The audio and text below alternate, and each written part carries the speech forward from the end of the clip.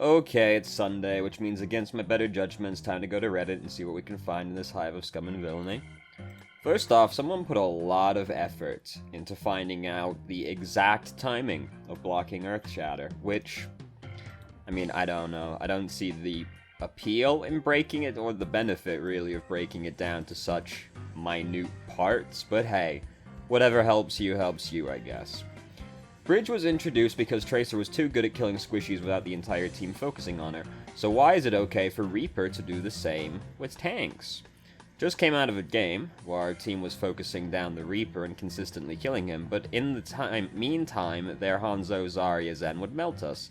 This is both a question into Reaper's design and a plea for help as what to do as a low SR main tank against him. Well, I would say just don't fight him when you're alone, because that's what a lot of people will do. They'll just try and fight the Reaper as Reinhardt, which is hard to do. It was hard to do before Reaper got buffed, so it wasn't recommended then. It's really not recommended now. But basically, you do need your team to help you kill Reaper, which is inconvenient, certainly at low SRs.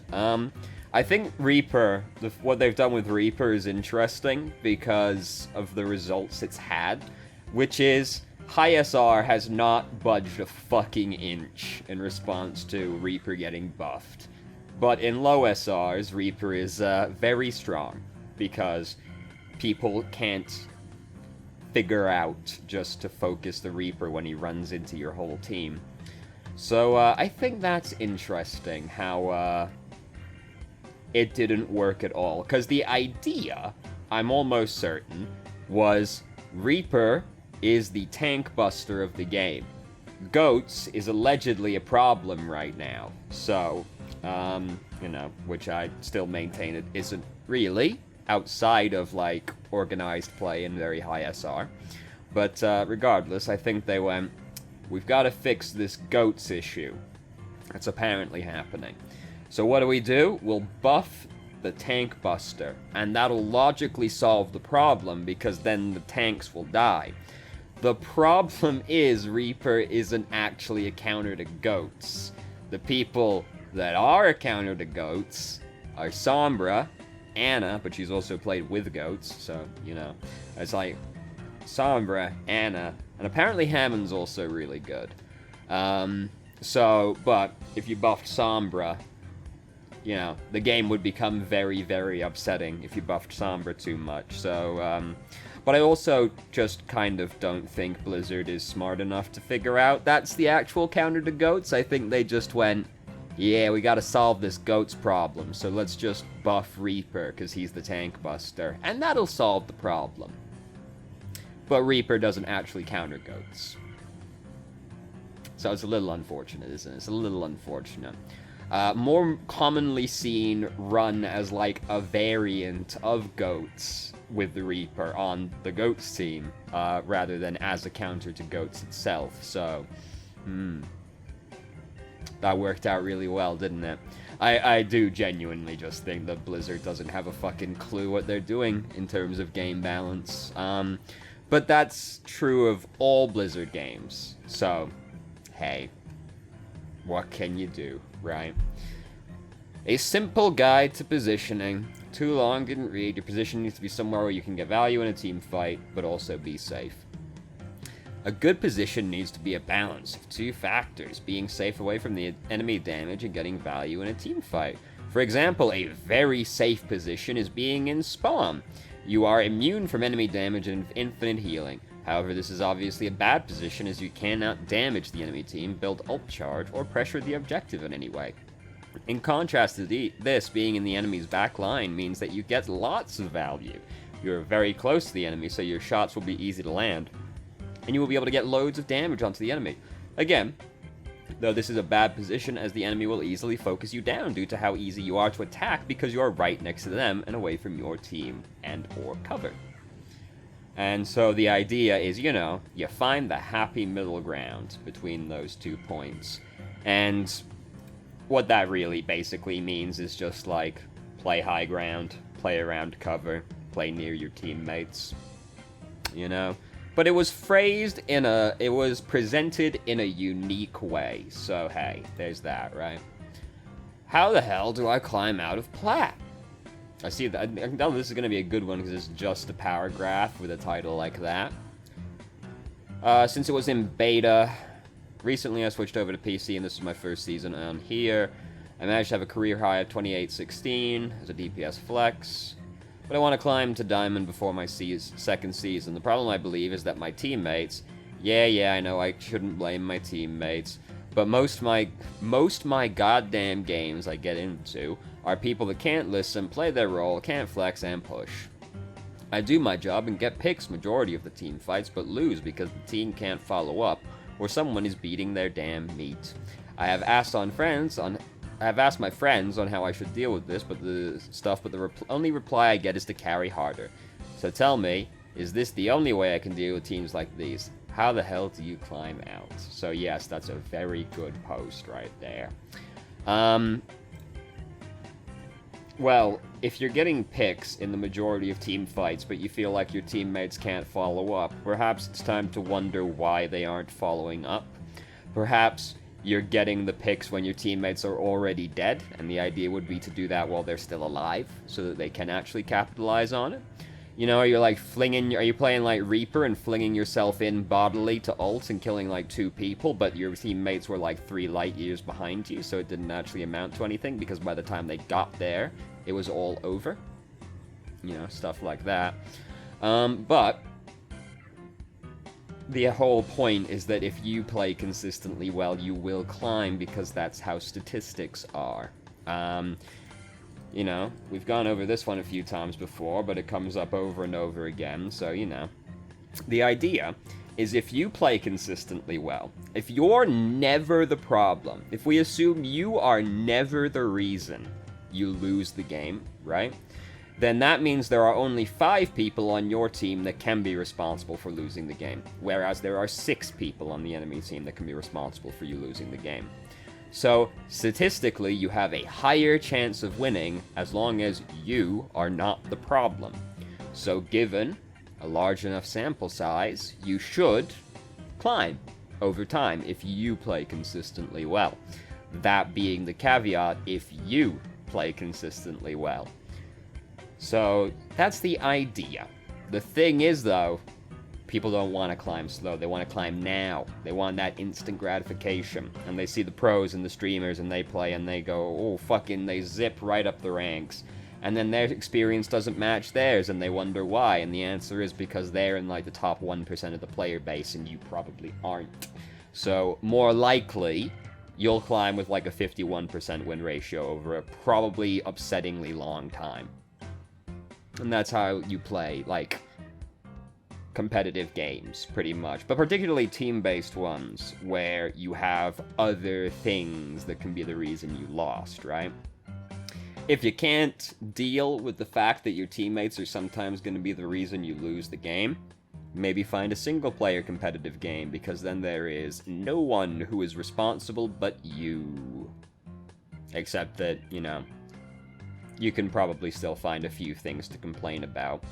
For why you lost. I highly recommend right now, you go to Twitter, and you look up an account called ScrubQuotesX.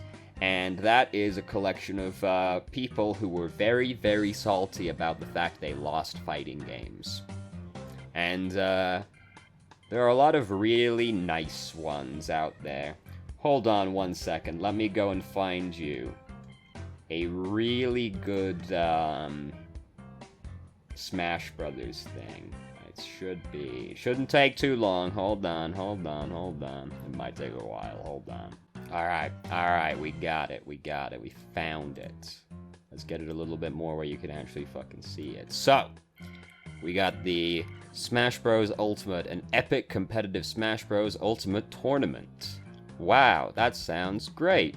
Rules. All rounds are best 2 of 3. You must truthfully report to the tournament organizer who won each round. So apparently we can't keep track ourselves. 3 stock per game and the timer must be set to 6 minutes. All stage hazards must be turned off. No swearing or saying mean/crude things to your opponent. No eating or drinking. All, no talking when playing or nearby people who are playing. Alright, no taunting, no items, except for Pokeballs and Smash Balls, which must be set to medium. Master Balls are too overpowered and not allowed. These stages are allowed, Final Destination, obviously that's the number one, obviously. No spiking or gimping. If a player falls off the stage, you must wait for them to recover before you continue fighting. Following them off the stage to attack or scare them away is unfair and not allowed. No character switching. You must decide what character to play at the beginning of the tournament, and you are not allowed to switch during the tournament. No directional air dodging. This is a bad ability that can be used for unfair things, like wave dashing and avoiding attacks that deserve to hit.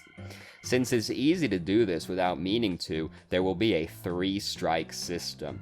If you air dodge in a direction more than 3 times, or a tournament organizer judges that you are doing it intentionally, you will be disqualified. Normal air dodging is okay. These characters are banned.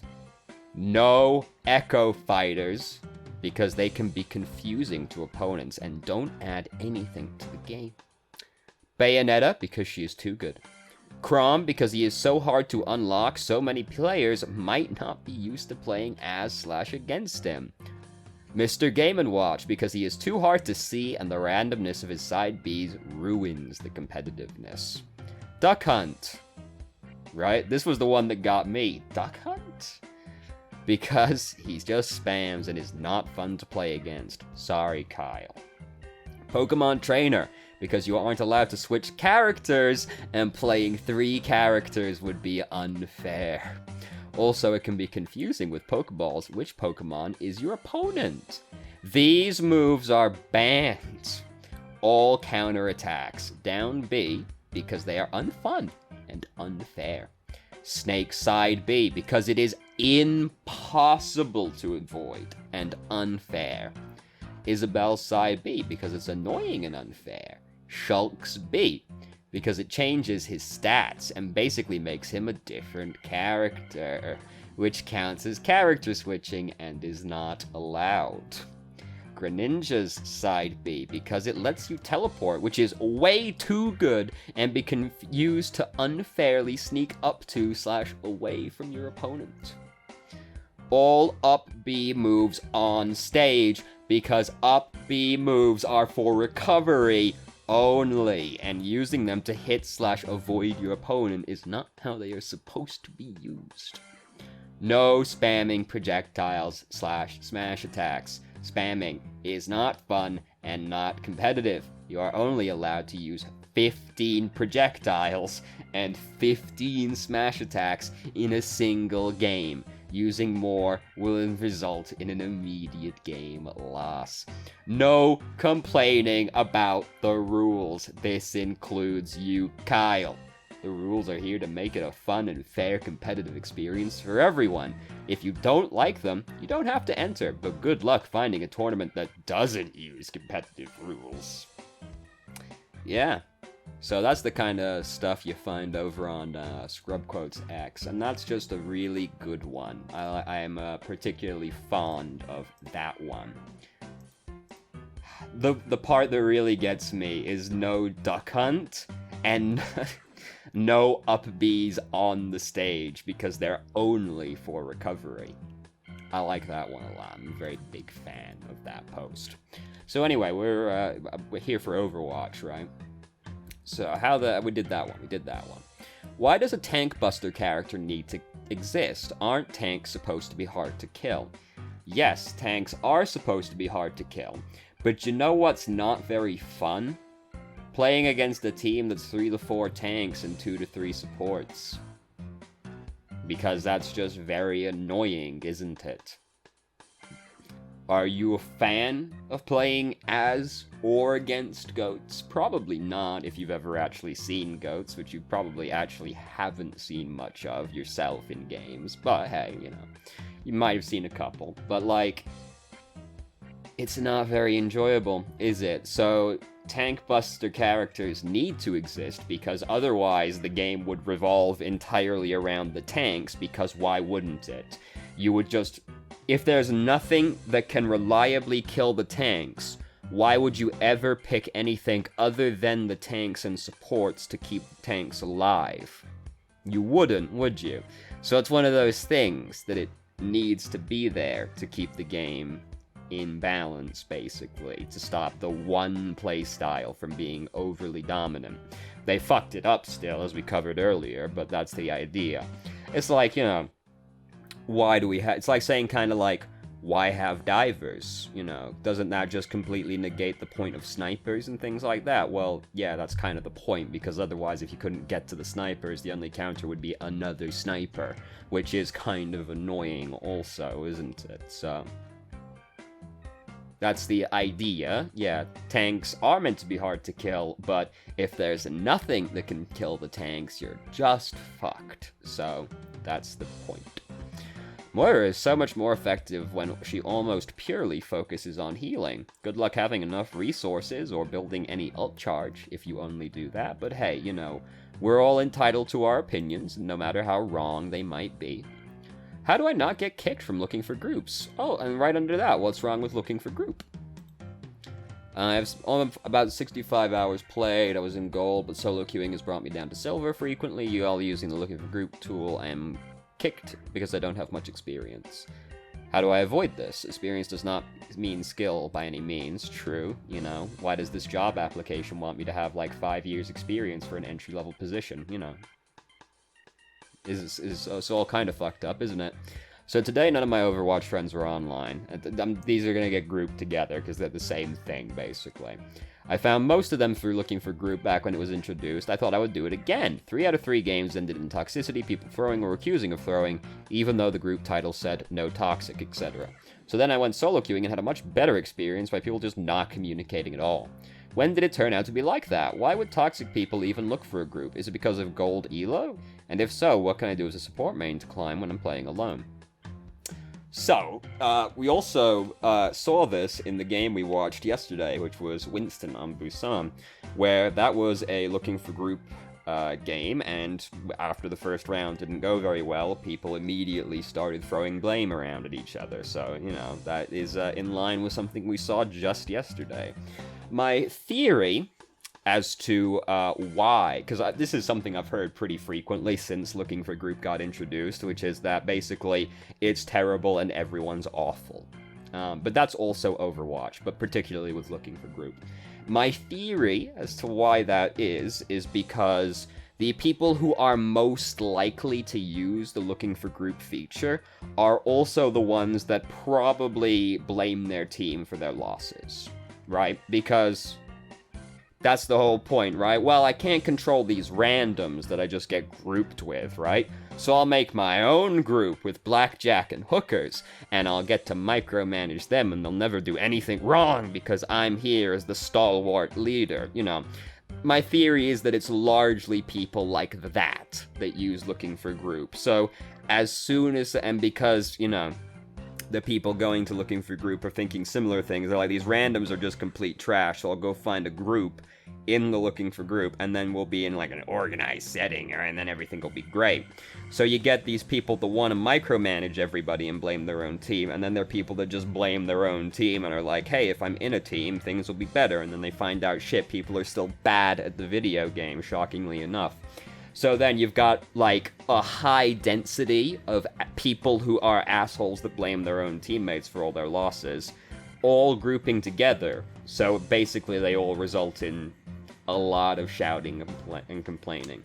That's my theory as to why it's trash. It's just the type of people likely to use Looking for Group are also the type of people that are likely to be toxic. So that's my theory.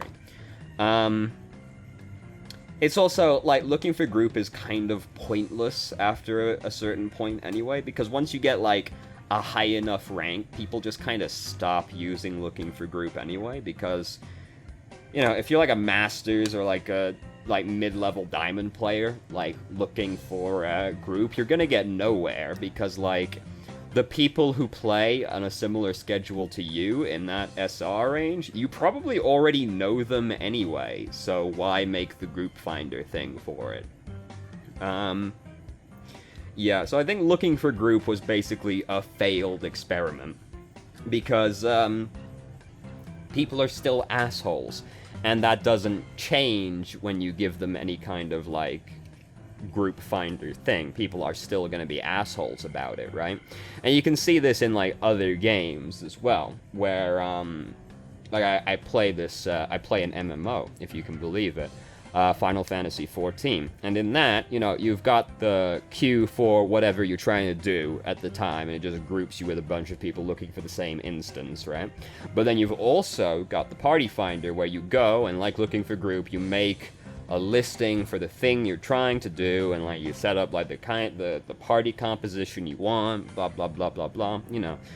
And you'll find a lot of assholes and very bad people in there as well, because that's just how people are, unfortunately. Especially when they have any kind of anonymity, basically. So, you see this across all games. The group finder features are no guarantee of success because people are still assholes. So I think the looking for group was a failed experiment because Overwatch has a very high asshole ratio. I still think it's an incredibly easy fucking fix for this like, for a large amount of the toxicity in this game. And it's just put a fucking group queue, like, just put a fucking role select in. Like, it's so fucking easy, right? Like, League of Legends, right? We go over to this other game now. We're talking about all kinds of games today, aren't we? We go over to League of Legends. So League of Legends, 5 versus 5 team game, you know, and you've got the roles. You've got top lane, you've got mid lane, you've got jungle, you've got AD carry, and you've got support. And so there's 2 people in bot lane, 1 in each other lanes, and 1 person jungling.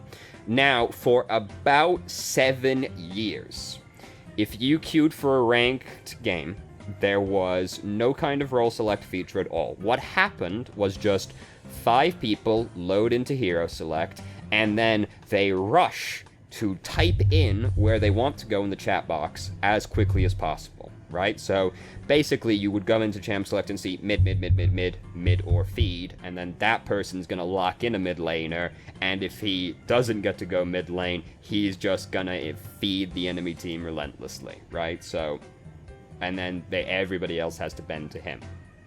So this was an incredibly stressful aspect of the game, and this is a large part of the reason I didn't play ranked in that game for a very long time, because it's so much stress and aggravation to just, and like, at the end of the day, there's no, like, you type it in, there's nothing forcing the other people to listen to what you said. If I come in and go top, someone else can go, nope, I am. And then what do I do about that? Well, I can go top and, like, fuck up the whole team, or I can just go somewhere else I didn't want to go, right? Like, and then, the feeder, so, like, this is very annoying, very stressful, and they left it that way for a very, very long time. And they said this, like, the reason they gave was, we don't want to enforce a metagame. The metagame didn't fucking budge, because as soon as people found out what the best composition, like layout team-wise was, it didn't change.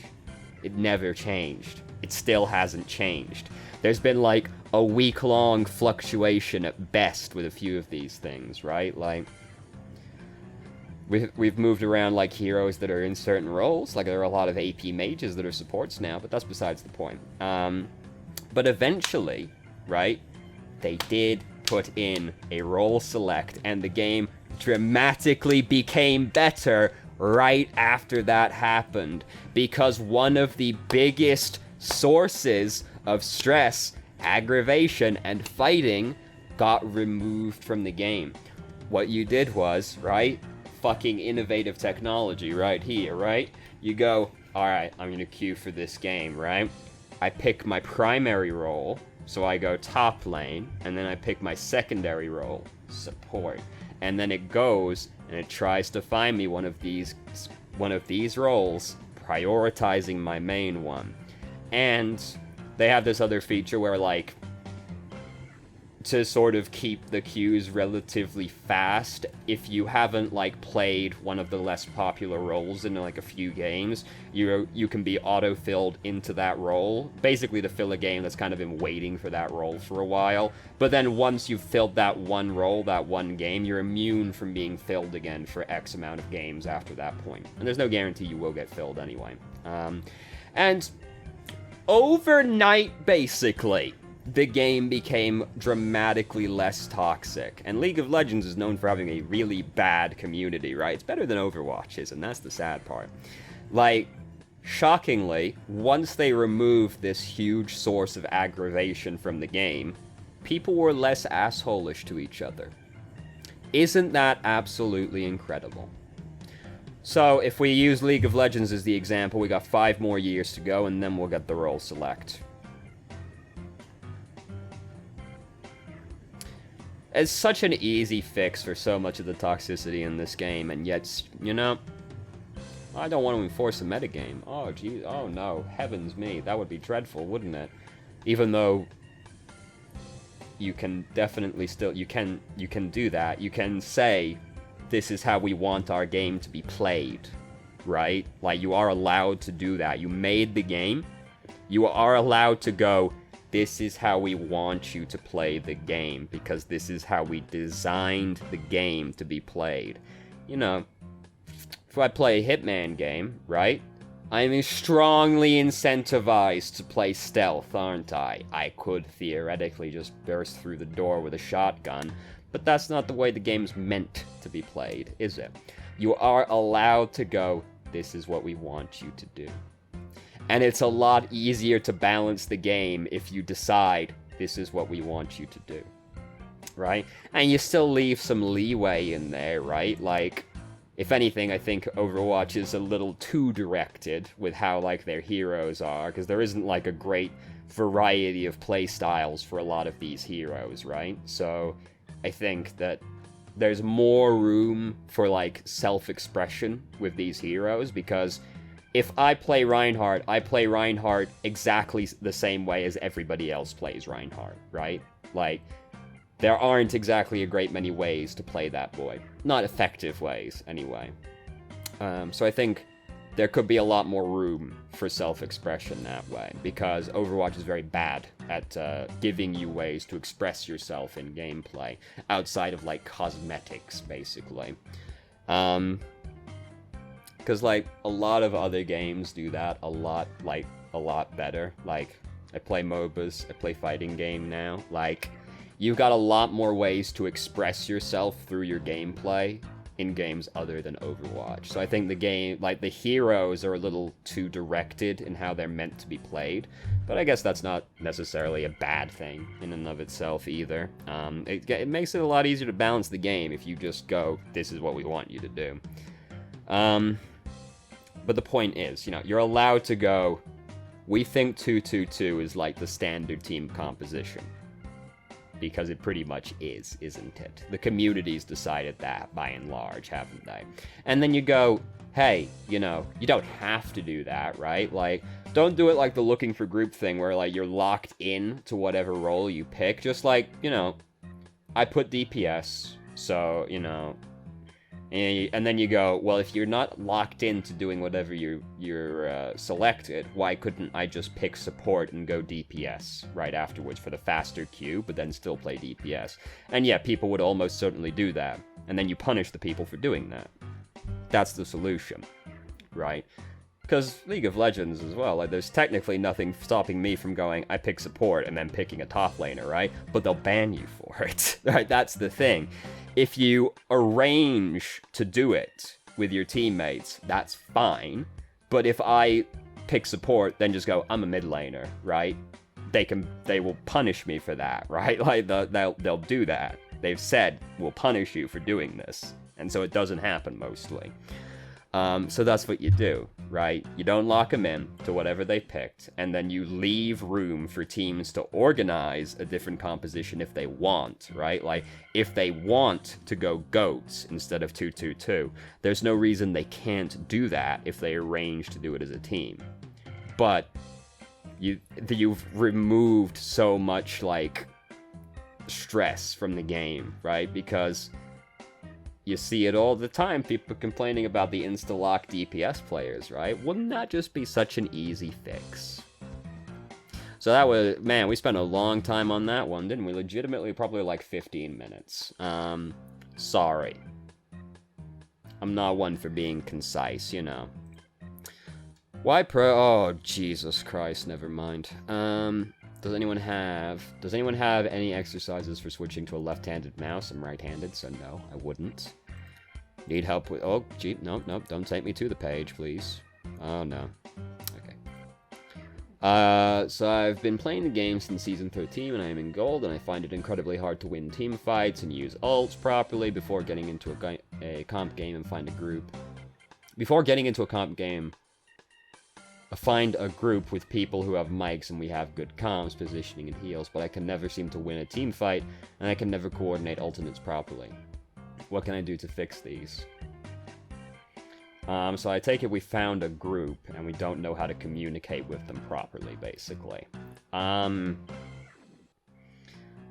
mean, coordinating ultimates, I think people overthink it most of the time, more than anything else, because really you only need to coordinate, like, 2 people, right? Like, you need, like, the person who's gonna use the first ultimate, and then the person that's going to combo their ultimate with that ultimate. So, like, it really is just me, Zarya. I'm gonna ult. Hanzo is your... I've got my ult. Hanzo, is your ult ready? Yes, my ult's ready. Okay, I'm gonna ult them. Then you ult them. Gotcha.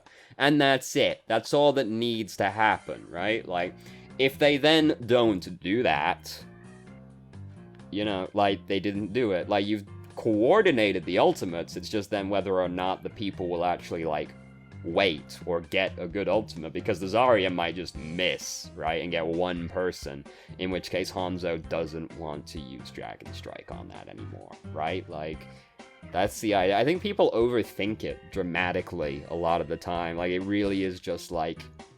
Because, like, most ult combos are just 2 ultimates, right? Like, sometimes you might go, like, alright, so we're gonna Graviton, I'll nano boost Pharah, and then she'll ult, or I'll nano boost Genji, then he'll ult, and everyone in the Graviton will die, right? Like, sometimes it might go to that, but basically you only need to coordinate 2 people 90% of the time. So, like,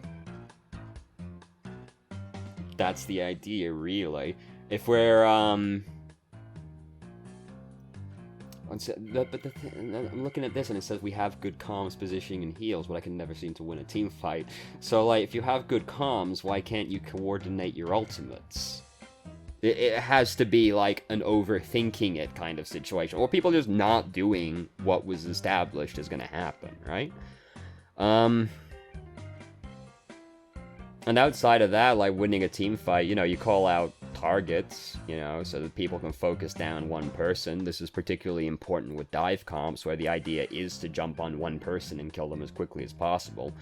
So, you know, you've also got that, but, like, if your comms are good, then it shouldn't be an issue to coordinate ultimates, so I'm not really sure on the problem. Made an ult account and placed 400 SR higher after placements in the same season. That was bronze, like 800. So, launched comp 2 seasons ago. Placed right above 2k, played until this season and sat around. I was steadily climbing, but it was slow going. One night I decided to get an ult account. I just wanted to have one so I could take the pressure off comp and have a throwaway to practice. And I placed 2,600. 14 games, only 3 losses. Does anyone know why this happened? Also, I'm not struggling.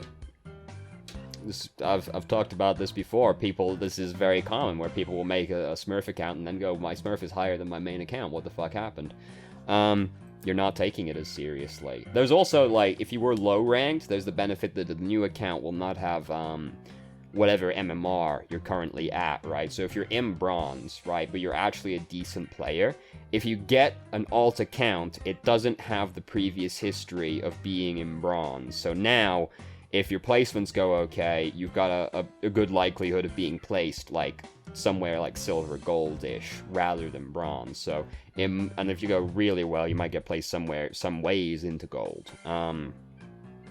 I think the highest I've seen, like, a new account get placed was, like, right below platinum. So you do also have the benefit of not having the MMR on whatever account you have right now, which can matter if you're in low SRs, but you're not as stressed about comp because you're like, well, I'm on my Smurf. Well, who cares if I lose, right? It's just for whatever, practicing DPS or what have you, right? So you're not as stressed about it, which means that you're more likely to play well, and that's why that happens. Does it seem like pros are wasting their ults? I caught the latter half of the LA versus Paris game, and I'm disappointed because I felt like my gladiators were just throwing out ults for no reason. Understand maybe just throwing out the Diva Bomb to get her into mech, but some of those grabs on... both grabs and shatters were just wasted, and I'm sure I'm just showing my rank, but am I missing something? Well, the idea was probably to hit someone with the Earth Shatter and Graviton, if I had to guess. I haven't seen the game, so obviously I don't know what happened, but I would wager the other team played around the ult, and it just didn't hit them. Like, if you just, like, sometimes you want to throw out Diva's Bomb just to, like, make like, you know what people will do positioning-wise while there's a bomb out there, right? Especially if, like, you, if you're at the pro level, right? You know, like, if the enemies are standing here, and I throw the bomb here, they're gonna go here, so we'll throw it there, and then the rest of the team will jump on them because they are forced to huddle in that location kind of thing, right? So you, like, know what they're gonna do. So if you throw it in a way that is thought out, you know what the enemy team will do, and that'll make it easier to do stuff to them. But, like, yeah, I would wager the grabs and shatters were meant to hit someone, and they just didn't. Because, you know, just because this team are pros doesn't mean they always do what they wanted to do. Right? Like, just because that's a pro Widowmaker doesn't mean every headshot they want to get is going to be a headshot. Right? Sometimes they still fuck up. Quite frequently, actually. Because one team has to lose. So they had to have fucked up, didn't they? Anyway. What's the best comp to play with Hammond? Well...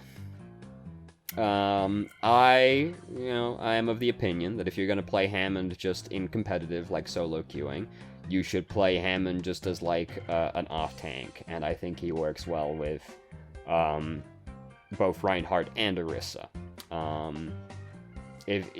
Playing with Winston's also fine, basically just like a dive comp, but if we're talking about a dive comp, Diva's the better off-tank to have than Hammond, you know? But, yeah, so I recommend just, like, playing him as an off-tank in, like, those kinds of comps, basically. If you're more coordinated, then it's fine to play Hammond as a main tank. Hammond can be a main tank, no doubt. The thing is that playing with Hammond as your main tank is nowhere near as intuitive as playing with any of the other main tanks, so I advise not playing him as a main tank unless you know the people you're playing with, basically. Otherwise, I recommend just playing him as, like, an off-tank with, like, an Orisa Reinhardt kind of composition. Dive comp would also be fine, but, like, if you're playing, you know, pick Diva if you're going to be the off-tank on a dive comp, right? Or Zarya, old school. Is Deathwatch a good way to practice aim rather than quick play? I think if you're talking about just strictly mechanical improvements, just playing Deathmatch is probably the best thing you can do because it's just constant fighting, basically, but you're fighting against, like, real people, so... I've never liked the Anabot thing because you're playing against bots, like, you just get good at hitting bots. That's not the same as getting good at hitting a person, right? I could be the greatest fucking arcade, like, duck hunt player in the world. It doesn't mean I can go out there and shoot a fucking duck, right? Like, different skill. So I recommend, if you're just strictly looking for mechanical practice, I think Deathmatch is pretty much the best thing you can do. How to Junkrat. I've been trying to practice Reaper in quick play, however, despite his buffs, I'm slowly coming to the realization that he's still kinda niche, or that I am actually quite terrible at him. Well, I'm sure a lot of people probably already told you you're just bad, because Reaper's overpowered. That's what we've decided.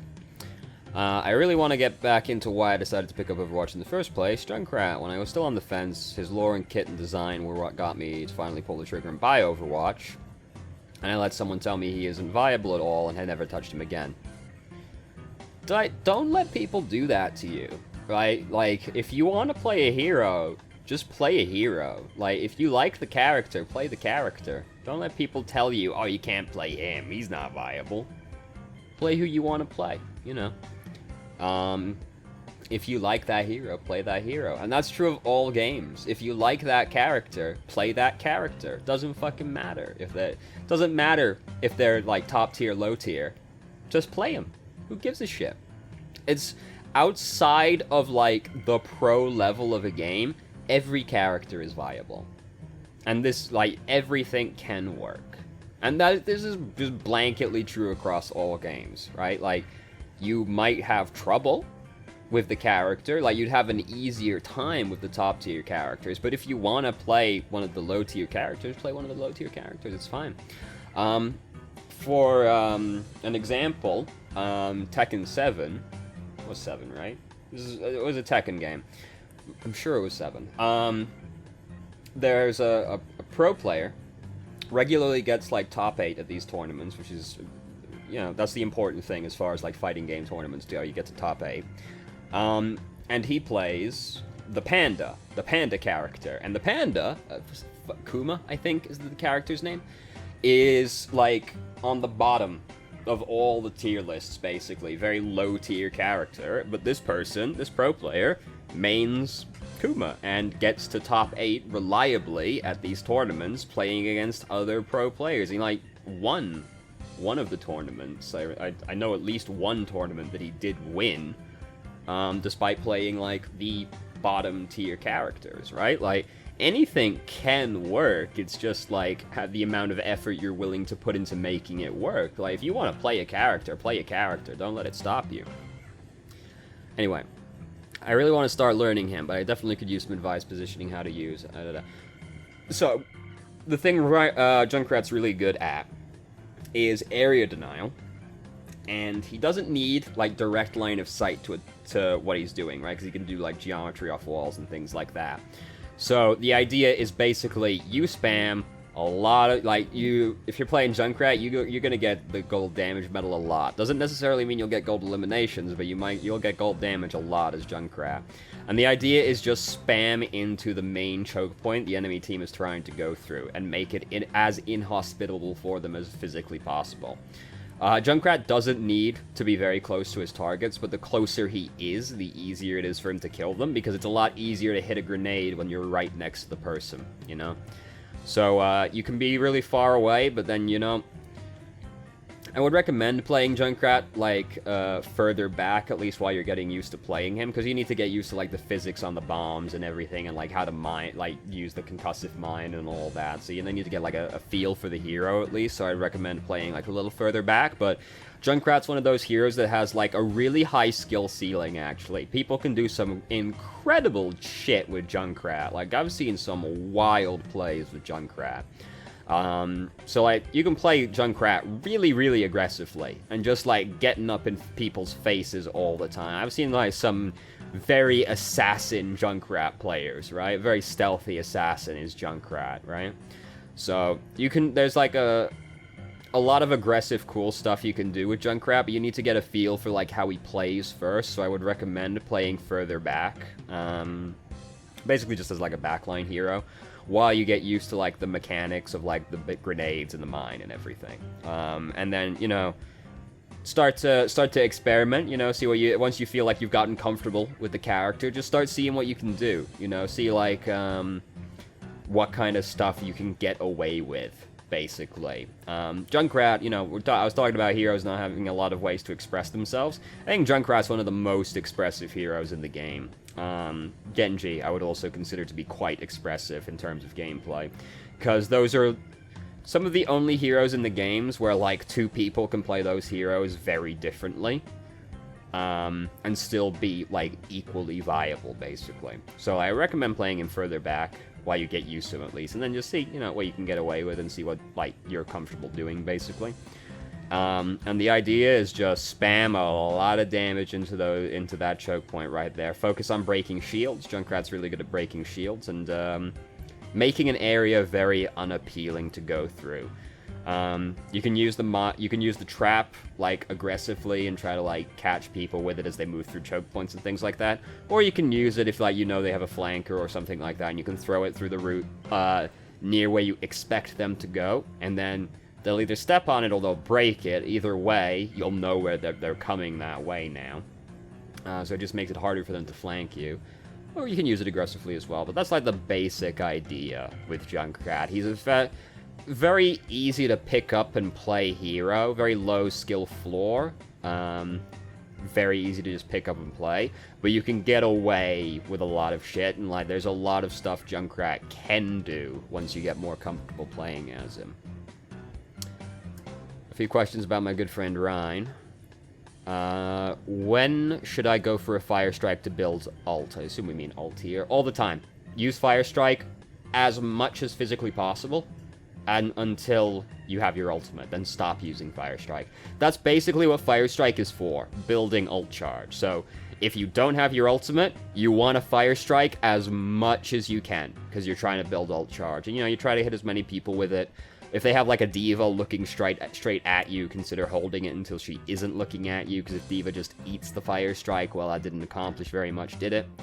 But yeah, use it constantly until you have your ultimate. Once you have your ultimate, stop using it. There's no reason to use it anymore at that point.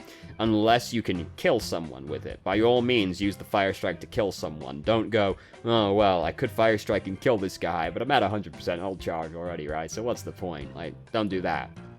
But use Fire Strike till you have your ult, then stop using it. When should I put shield down to thwack people?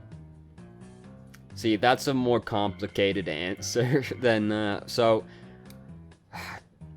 it basically amounts to, like, what's gonna happen if I take my shield down, right? Like, if I take my shield down to hit this guy, am I going to expose my team to a sniper?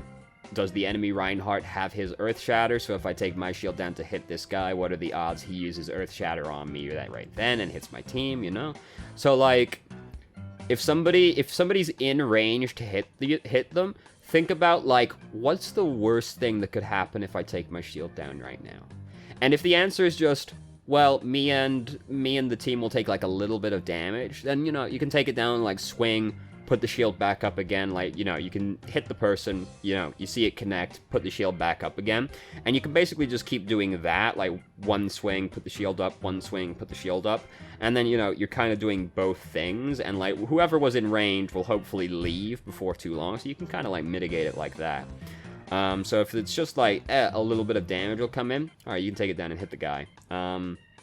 But if it's like, well, we might get Earth Shattered, then maybe consider not taking your shield down to hit the guy. And, like, that's the thing. You basically just gotta think, what's gonna happen if I take my shield down, right? That's really more important than, like, who you're hitting. Like, what'll happen if I take it down? There are some exceptions where it's more about the person in your team, because if, like, Genji jumps in with Dragon Blade, fucking swing at the Genji, because the Dragon Blade is a very scary ultimate.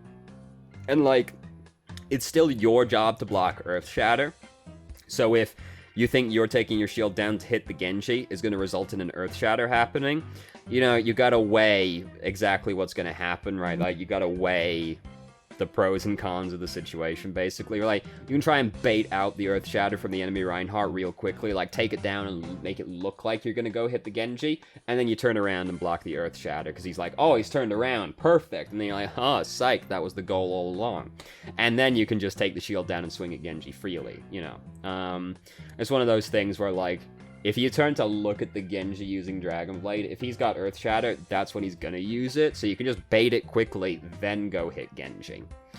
But that's the idea, like, think about what'll happen if you take your shield down, basically. That's the best, like, rule I can give you as far as, like, when should I take my shield down to hit people.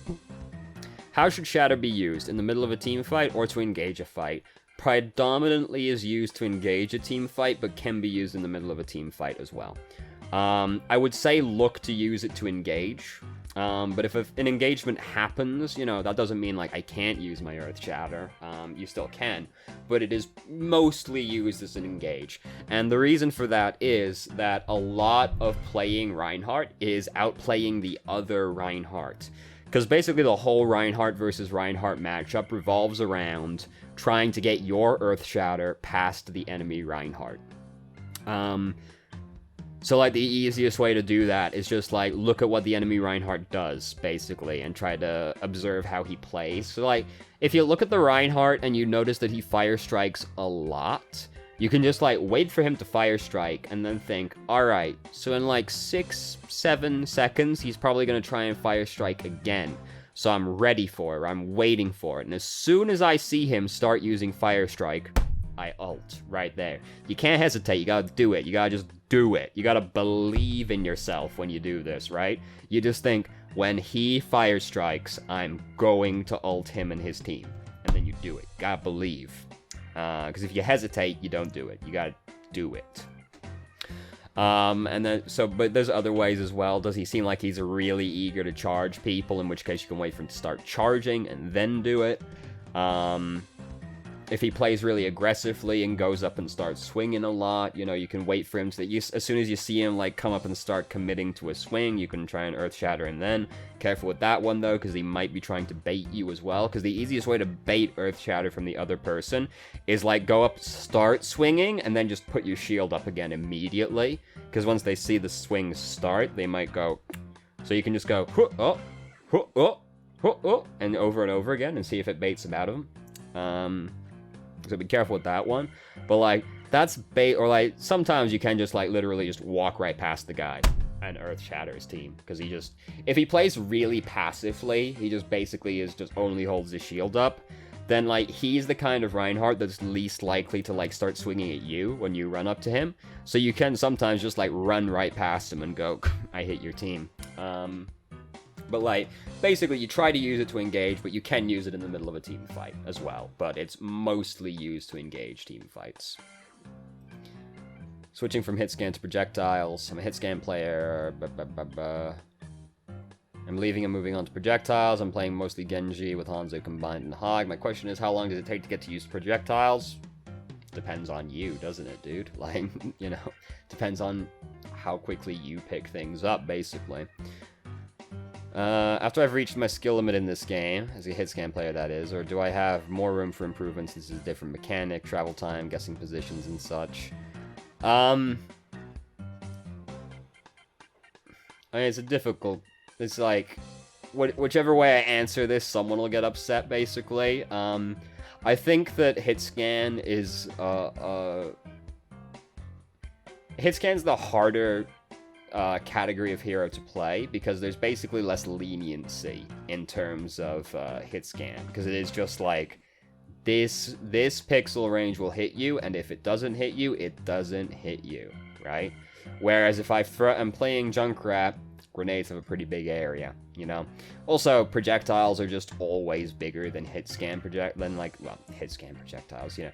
A projectile weapon always has bigger areas than a hit scan does. The grenades are significantly bigger than a bullet, right? Like, Hanzo's arrows are significantly bigger than McCree's shots, you know? So, I do think that projectile is easier to play than hit scan, just because you have more leniency in what is a successful range, basically.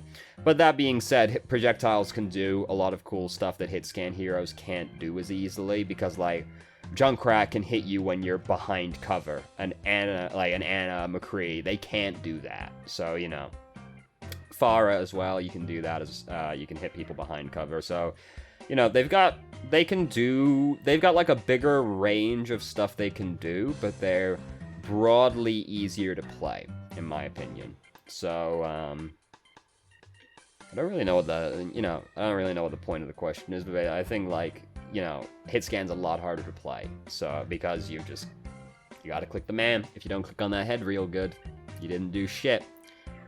This might be a dumb question, but the thing with it is that I notice my performance with Genji has reached some sort of a limit.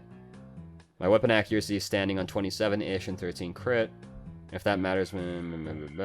Also, is it possible to main both, or should I just focus on one of these? Yeah, it's possible to play both. Like, you know, you build muscle memory for both characters, right? Like, there's no reason you can't have two different sets of muscle memory. So no, you can play both heroes. It's not going to cause any kind of issues, really. You know, if you go back and forth between them, you know, then you'll see less quick growth in one area, whereas if you just, like, mained a hit scan, mained projectile, you'd see faster returns, but there's no reason you can't play both. So, the other thing I'm thinking of, so, the thing is, with, like, reaching a limit on your skill, I don't think anybody has, like, a hard and fast limit in terms of how skilled they can be at something, right? I don't think that anybody has, like, this is how good you will be, this is your ceiling, you can't go past it. I don't think anybody has that.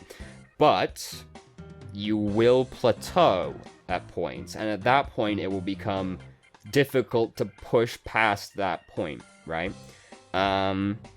Like, you will reach a point where it's like, alright, so I'm not really seeing much drastic improvement at this point anymore.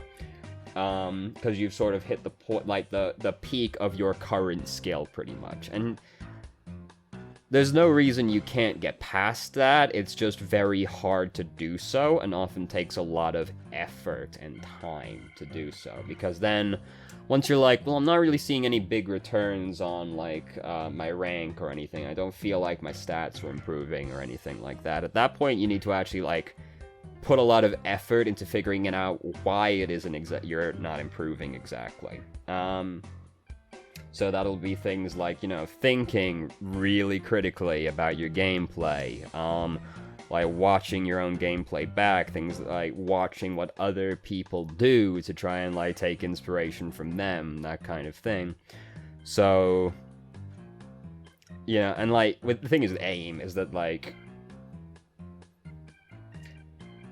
you can only really be so good at hitting people, because nobody's ever going to have 100% accuracy, right? Like, there is a point where human beings are kind of like, well, it's not really going to get a lot better than that, is it? Because you're not a machine. So, unfortunately, with something like aim, worrying about your accuracy, like, to a psychotic degree, basically, is not productive, because, like, it's like 60% accuracy is, like, you know, projectile, you also expect the number to be lower than with hit scan, because projectile, you know, you just do a lot more spamming, basically, into an area, whereas hit scans, you're being more deliberate. So projectiles, you'd on average expect your accuracy to be lower, especially for somebody like Genji, who is largely just kind of, like, poking and prodding at people from kind of far away, trying to build up ult charge, you know? So, you know, don't be too bothered about that. Someone like Pharah and Junkrat, you know, you're at, like, if your Junkrat accuracy is above, like, 20%, hey, you're a god, as far as I'm concerned, frankly. He does that boy does a lot of spamming into an area, you know? But, like, it's like, if you're, like, a hit scan hero, like, 60% accuracy is good, right? Anything above that is a bonus. But, like, realistically, with, like, how human beings are, like, you can only really improve your overall consistency with accuracy. You're never gonna get to a point where you reach 100% accuracy, because that's just not physically possible for a human being to do. So I guess, you know, there is a hard and set limit on how skilled you can be in that respect, because, you know, unfortunately, we're fleshy meat sacks, and we'll never be as good as an aimbot. Tragically, I know you had high aspirations of being an aimbot, but, like, you're not going to be able to do it, unfortunately.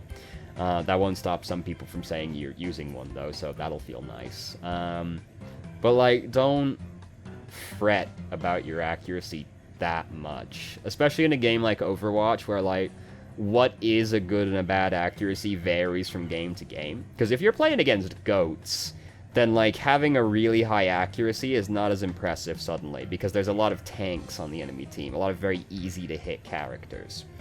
Whereas if you're playing against a team that's, like, 5 flankers, then suddenly, like, 40% accuracy suddenly becomes pretty good, actually, because you're playing against a team of people that are hard to hit. But so, like, basically the moral of the story is don't worry about that too much. Like, just because your accuracy isn't improving after a point, like, it's not all about mechanics. Like, there's more to the game than just your mechanical skill. People always fixate on that, in, like, every kind of game. There's the one thing they fixate on, and it's like, with FPS games, it's accuracy. There's so much more to an FPS game than accuracy. Accuracy is nowhere near as important as people think it is. Because I've seen people who are using an aimbot and they still lose, like, because they don't know how to play the game, alright? Like, if you don't know how to position, if you don't know how to play objectives, if you don't know how to use your ultimates, things like that, it doesn't matter. Like, you'll still lose. So it's not all about that. Like, fighting games, people fixate on doing, like, the long, like, 1,000-hit combos, but, like, can you actually land it in a real game? Well, that's a different skill, isn't it? It's very easy to do it on the training dummy. It might still be kind of difficult to do some combos on the training dummy, but, like, it's not going to fight back. Can you actually land that combo on a real human being in an actual game? That's a different skill. Playing a MOBA, people fixate on, like, skill shots, right? Like, can you, hey, you can land, you can be really good at landing skill shots, but if you don't play with your team, you don't know how to play objectives, you're still gonna lose, right? Like, people worry about, like, their mechanical skill too much. There are other fundamental aspects to the game that can basically always be improved. It's very rare you'll have a game where you position perfectly. I'd say that's a lot more feasible to do than have, like, a perfect accuracy game, right? Like, you can position perfectly in a game, I think, whereas you'll basically never have a perfect accuracy game. But, like, you're pretty unlikely to have a game where you position perfectly the entire time. You can always improve on that. Like, something with a game like Overwatch specifically, you can always improve at things like ult tracking, positioning, playing around your team, playing around the enemy team, playing around cooldowns, tracking cooldowns as well, coordinating your teammates, coordinating with your teammates. These are two different skills. There's a lot of other things to worry about other than just accuracy. And it's true in all FPS games, but particularly with Overwatch, which has so many other, like, non-FPS elements in it. What I learned, and it was a gold in Grandmasters. So I've seen a lot of posts talking about what GMs learned playing in gold, so I thought I'd try a flip side. So I had a friend of mine lend me his account for a week, and this is what I found. No one gets along. Everyone was so convinced their idea was the only way that no one could work together. This isn't them disagreeing with me, but each other. They can't agree on what tanks to run. If someone doesn't want to do goats, they report him and throw. This is, you know, I didn't get to Grandmasters. I've only been to Masters, but this is that's rare. Also, a lot like what my experience was as well. They all think they are the world's greatest coach. This wasn't just me. There would be a guy in every match telling everyone how to play their characters. They would literally treat their Rhine as if they had played an RC car and move exactly where they told him, and would get salty if he didn't. Having one gold doesn't make a difference. My win rate was 55%. Positioning is really good. Mechanical skill, not as much as you'd think, but good. Yeah, I'd say that's actually pretty accurate. Overall, I mean, I've never been to Grandmasters, so, yeah, but from my experience in Masters, I'd say that's actually, yeah, that's pretty much true. People are assholes and bad at all ranks. Every elo is elo hell. Every elo is elo hell. If you want to have fun getting out of gold plat, consider playing the Reaper Lucio combo. I can get more with that than the Reaper Mercy thing people tried to get going. Good heavens, we've been talking for like an hour and 10 minutes and we only did one page. That's, where was the post? That's your fault right there. That's your fault. It's my fault, actually, but, yeah. Well, I mean, you know, we like to do the 2 pages. Let's see if we can find any really good questions on the second page. Stop trying to go Zen goats. You're just going to lose. If anything, go Moira goats. Sure, whatever. Any good ones? Any really good questions? Don't do the Anabots. We just looked at that, but it's moved over here now, I guess. How do you handle communication without being toxic? Has issue with being toxic when he has gold damage. What's the nicest way to let your team know to change things up? If your Reinhardt has gold damage, it's probably his fault. It's very easy to have gold damage as Reinhardt. What's very hard to do is have gold damage while playing Reinhardt like he's a tank. So that's my actual answer to that question. Talked about that one before. Payload defense question. What's the question? The offense slowly pushes the payload forward because the defense isn't getting close enough to stop payload. What is actually going wrong? When this happens in lower tiers, it is usually a tilt fest and everyone gets mad, but I'm not clear on who needs to take the initiative to break the momentum. Most often it happens to be a Rhino Risk that just slowly backs up on defense, but if he isn't able to push closer without dying, what do you do? Is it the tank's job to push closer? Is it the DPS's job to get a pick? Should you just go dive and jump on the payload? I mean, that's a very direct way to solve the problem. So it's not always necessarily that something's going wrong, because there are some maps where, like, you'll kind of get pushed back until something actually happens to stop the attacking team's momentum. Like, if you're on, like, Numbani's second checkpoint, just for example. You'll commonly end up, like, backpedaling down a fair bit of the street until something happens. Either the defense does something well or the offense does something bad, and that kind of kills their momentum. Because you actually want to take a fight that's advantageous for you. So, you get a pick, you get an opportunity to use your ultimates, blah, blah, blah, you know, so it's not necessarily that something's going wrong if you're backing up. If you're conceding whole checkpoints, then something's going wrong, but if you just back up a little bit on the track, that doesn't necessarily mean something's going wrong. Hollywood second checkpoint, also a fairly common one to see that happening on. Maps that have, like, a less formal choke point, basically, it's more likely to happen on. It is the tank's job to go up and, like, contest the objective. The thing is, though, that sometimes your tank's just a coward. Like, that happens. Though that's more commonly an issue for the attacking team. You've all played a game on Hanamura where the Reinhardt just stayed in the choke point the whole time and never actually tried to push through it. Like, sometimes the tank's a coward. But the tank also has to decide, like, which team has more pressure right now. And if the answer is not my team, I should be backing up. So, it is the tank's job to walk forward, but it's also, like, the team's job, broadly speaking, to be applying more pressure than the enemy team is. So, like, yeah, it's the tank's job to go up and contest it. But if he feels like the team are not in an advantageous position right now, and it might be in a disadvantageous position, he should be backing up rather than going in. Because you can go in to touch the objective suicidally, and that's not productive. Then the tank dies, and they get even more free time pushing the objective, right? So, it is their job, but, like, there's so much that goes into it as well, as to which team is currently applying more pressure than the other team is. Because also people are like, well, the offensive team is the team that's applying pressure always, right? And it's just how much pressure they're applying. No, the defense team can also be applying pressure to the offensive team. Like, both teams can be applying pressure.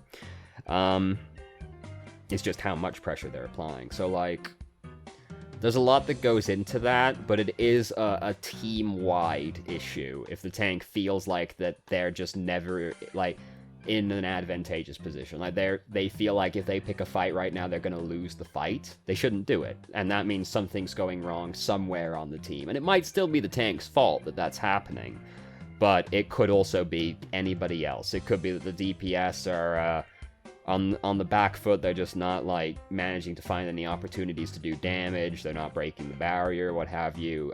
The supports are being pressured too much by the enemy DPS, something like that. You know, it could be a bunch of different things that are happening. You know, so that's, like, I can't really tell you what's going wrong, necessarily, outside of, like, specific examples. All I can, like, really tell you is that, like, it is the tank's job, but it's not always the tank's fault he can't go up and touch the objective. It's just one of those things that's a very broad subject and hard to give, like completely set rules for, you know? Framing shows when I'm recording. Any advice? Use OBS. Very low. Well, okay. Use Shadowplay if you can, because I've heard that's basically the best recording software you can get. But otherwise, use OBS. Very efficient. Doesn't put much strain on the hardware. If it's still putting strain on the hardware, lower the bitrate until it stops straining your hardware as much, basically. Lower the resolution if you gotta, you know, that kind of thing. What is a good accuracy stat for supports? Depends on the support. Lucio is, you'd expect to have a pretty low accuracy because he spends a lot of time spamming. Zenyatta, Ana, you can expect to have a pretty decent accuracy, like somewhere in line with like a hit scan DPS averages. The healing accuracy for Ana you'd hope to be quite high, like you'd hope for that to be like 70-80%, you know? If you don't have that, like if you don't have like a super high healing accuracy status, Ana, don't let that discourage you, but like I would say like 70% is probably like good for the healing accuracy on Ana. Again, adjusted for your team comp. If your team comp is like 5 flankers, you know, apply the same rules as before, where you would expect the number to be lower. And if it's a tank team, you'd expect the stat to be higher on average, you know, same thing. Zen, you'd expect it to be like a hit scan DPSs, because he's projectile, but his projectiles are still very fast, so I would expect that to be roughly the same as a hit scan DPSs, but a little bit lower overall, especially when you account for the barrage as well.